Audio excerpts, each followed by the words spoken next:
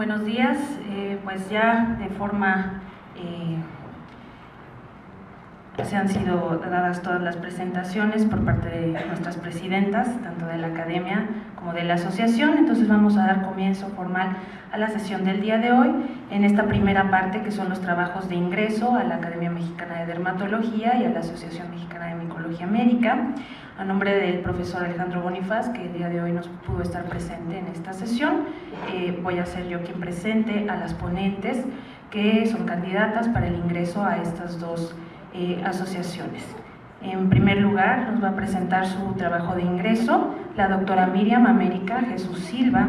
Ella es dermatóloga residente de tercer año en el Hospital Dr. Manuel G. González.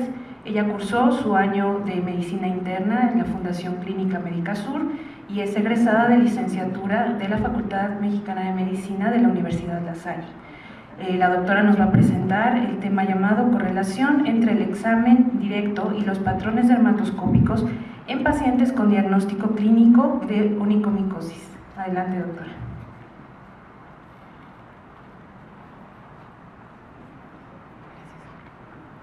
Buenos días y muchas gracias por la invitación, y a continuación les presento el trabajo titulado Correlación entre el examen directo y los patrones dermoscópicos en pacientes con sospecha clínica de onicomicosis. Como sabemos, la onicomicosis es una de las onicopatías más frecuentes y representa el 50% de las enfermedades de las uñas. Tiene una prevalencia en dermatología del 0.44% y a nivel mundial se reportan cifras del 2 al 50%. Afecta a adultos de 30 a 50 años y en el 71% son secundarias a dermatofitos. La clasificación encontramos a la blanca superficial, la subungual distal lateral, que es la más frecuente, la subungual proximal y la distrófica total, que representa una onicomicosis de larga evolución y es frecuente en la práctica clínica. El diagnóstico diferencial de la onicomicosis es muy extenso. Incluye enfermedades inflamatorias, enfermedades sistémicas, infecciosas o cambios secundarios a manipulación cosmética, trauma o tumores. Para realizar el diagnóstico debemos de conjuntar la clínica sospechosa y realizar un examen directo al raspar y obtener un poco de muestra de la lesión, posteriormente teñirla con negro de clorazol o KOH y sembrar las escamas en medios de cultivo. El examen directo es fácil de realizar, sin embargo requiere personal entrenado para la observación, mientras que el cultivo nos permite la identificación del agente, aunque presenta una sensibilidad y especificidad baja que se reporta de 15 a 40%. Existen otros métodos de diagnóstico como la biopsia por sacabocados o rasurado con tinción con PAS y Gomori-Grocott, que aunque son sencillos, son invasivos e incrementan el costo de los estudios. La dermoscopía es un método diagnóstico no invasivo que se caracteriza por la transiluminación y amplificación de imágenes. Esta disminuye la distorsión de las mismas por reflexión y refracción de la luz en superficies cutáneas. La dermoscopía, como bien sabemos, se ha utilizado en muchas enfermedades, en lesiones no melanocíticas, en lesiones melanocíticas, en alopecia areata, tinea capitis, escabiasis y bueno, un sinfín de aplicaciones en la actualidad. Respecto a la dermoscopía en onicomicosis, en el 2011 la doctora Piracini describió los signos dermoscópicos de la onicomicosis como diagnóstico diferencial de la onicolisis traumática en 50 pacientes, y ella describió dos patrones para una onicomicosis: los bordes dentados proximales y las estrías longitudinales, y un patrón para la onicolisis traumática, los bordes lineales sin picos.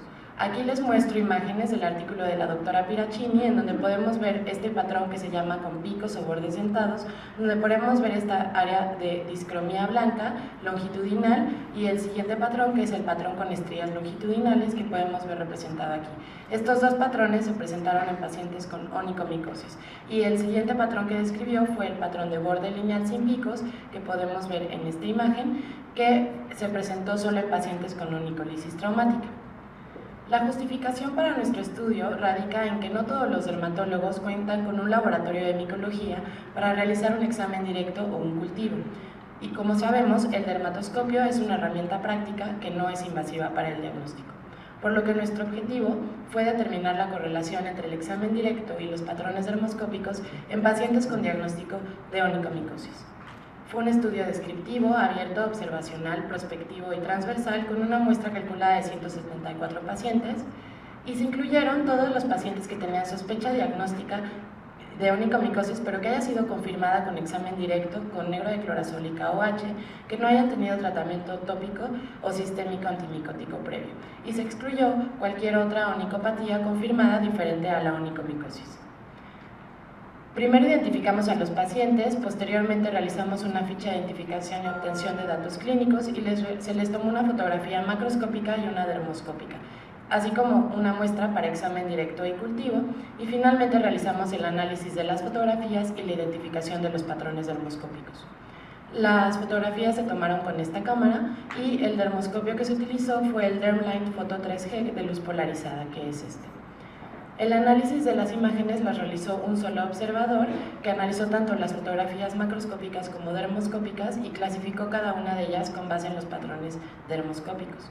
Les repito los patrones que estudiamos: el patrón de picos, que podemos observar aquí, el patrón de estrías longitudinales y el de borde lineal. El examen directo se consideró positivo por la presencia de filamentos o esporas y el análisis estadístico se realizó solo con los pacientes que tenían un examen directo positivo. Entonces tuvimos 178 pacientes, de los cuales incluimos en el estudio a 155 que presentaban examen directo positivo, y de estos 155 encontramos que la mayoría tenía una onicomicosis distrófica total, seguida de subungual distal lateral, un caso de traqueoniquia y una blanca superficial. Los cultivos fueron negativos en el 83%, es decir, en 130 muestras, y va en relación a lo reportado en la literatura. Los patrones dermoscópicos que se presentaron fueron con más frecuencia el de estría longitudinal y uno del que les hablaré más adelante, llamado pulverización distal. Les presento fotografías clínicas de nuestros pacientes. Aquí podemos ver el primer patrón, que es el patrón de picos, que se presentó en el 18%. En este vemos estas áreas de discromía blanca que afectan la parte distal, el tercio distal de la uña, que podemos ver perfectamente bien representados en estas imágenes.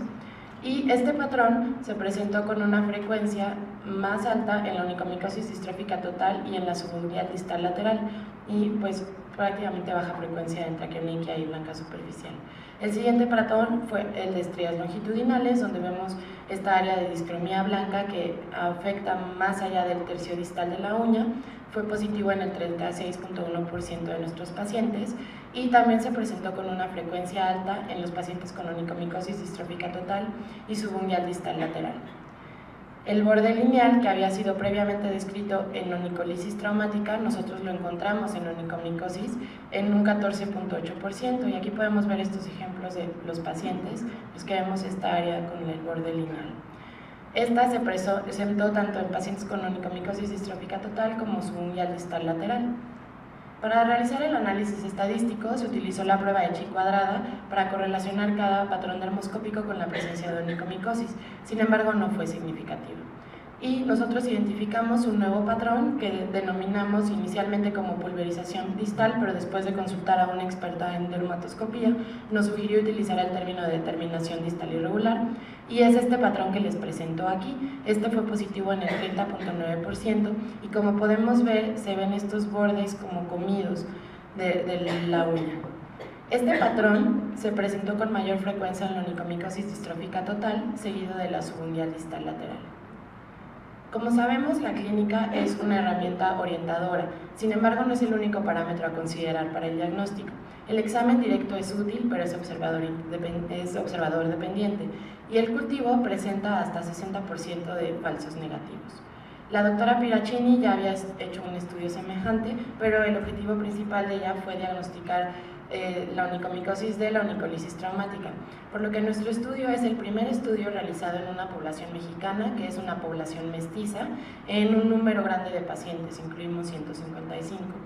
La mayoría de nuestros casos presentaron onicomicosis distrófica total, seguida de subungual distal lateral, y el patrón de estrías longitudinales se presentó con gran frecuencia en ambos casos, así como el de picos. Sin embargo, el patrón de borde lineal fue un patrón poco frecuente, que previamente había sido asociado a onicolisis traumática, pero en nuestro caso sí lo identificamos en onicolisis fúngica. Este patrón nuevo de terminación distal irregular nos traduce una pulverización distal y el engrosamiento característico de la lámina unguial en la onicomicosis distrófica total, que aunque no tuvo significancia estadística, sí se presentó con mayor frecuencia en estos pacientes. Y bueno, actualmente ya se le dio otro nombre a este patrón que identificamos y la doctora de Crignis en Brasil lo identificó en pacientes con evidencia histológica de onicomicosis y lo llamó apariencia derruida o ruin appearance. Y bueno, ella lo define como áreas de queratosis evidentes con dermoscopía, secundarias al acúmulo de detritus dérmicos, secundarios a la invasión fúngica. Aquí pueden ver fotografías clínicas de la doctora de Crignis, en donde podemos ver la presencia de levaduras y esporas y los hallazgos dermoscópicos. En conclusión, los patrones que nosotros estudiamos no han sido validados y no son universalmente reconocidos, lo cual significa un campo de oportunidad para el estudio de la onicomicosis y de la dermoscopía. Se requieren estudios con grupos homogéneos que incluyan a pacientes con patologías unguiales diferentes a la onicomicosis y sugerimos el uso de gel o aceite para disminuir la refracción de la luz, ya que esto fue un inconveniente dentro de nuestro estudio. En conclusión, podemos decir que la dermoscopía es una herramienta más, pero no debe de ser el único elemento para el diagnóstico de la onicomicosis. Muchas gracias.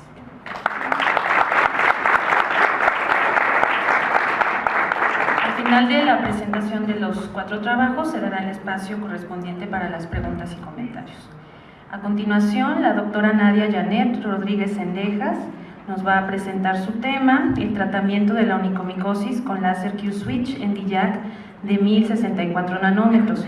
La doctora está cursando actualmente el último año de su especialidad en dermatología en el Hospital Dr. Manuel G. González.